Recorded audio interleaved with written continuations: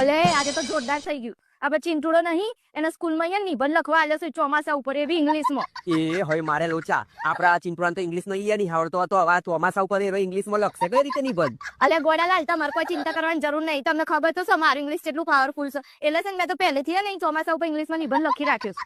હે એ જઈ બેસ ખાડામાં એ ઇંગ્લિશમાં લખશે ચોમાસા ઉપર નિબંધ? તું યાર વસા તો ચિંતા મારી ડબલ વધારી દીધી છે. તું મને એક વખત હોભરાઈને બતાવ દે કે તું ઇંગ્લિશમાં હું લખ્યું છે નિબંધમાં. તો બ્રો, આઈ ડોન્ટ લાઈક ચોમાસા બીકોઝ ચોમાસા ઇઝ અ ડેન્જર ઋતુ. ચોમાસા ઇઝ કમિંગ ટુ ઉનાળા પછી અને શિયાળા પહેલા. સત્યનાશ! અલે એ અભણતીથી ગોરા, આ બધું તું હું લખ્યું છે? આ ઇંગ્લિશ લખ્યું છે તે? અરે તમે શાંતિથી ચૂક્યા પોભડો ને.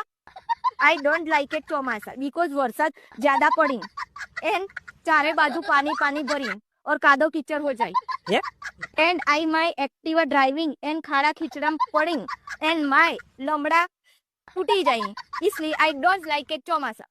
અરે એ ભગવાન, મારા બનતી ગોળવાનું હું કરવાનું? અલે બાપા બંધ કર તું. ચોમાસા ઉપર જે નિબંધ લખ્યો તો ને હોભળી તો પેલા સાહેબ ને અટકાઈ જાય સ્કૂલમાં.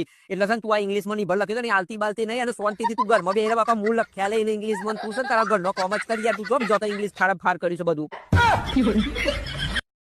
Hello my YouTube family. તો ફ્રેન્ડ્સ, તમને મારા કોમેડી વિડીયોઝ, રીલ્સ અને પોસ્ટ કેવી લાગે છે ફ્રેન્ડ? પ્લીઝ સારી લાગતી હોય તો લાઈક, શેર અને કોમેન્ટ કરજો.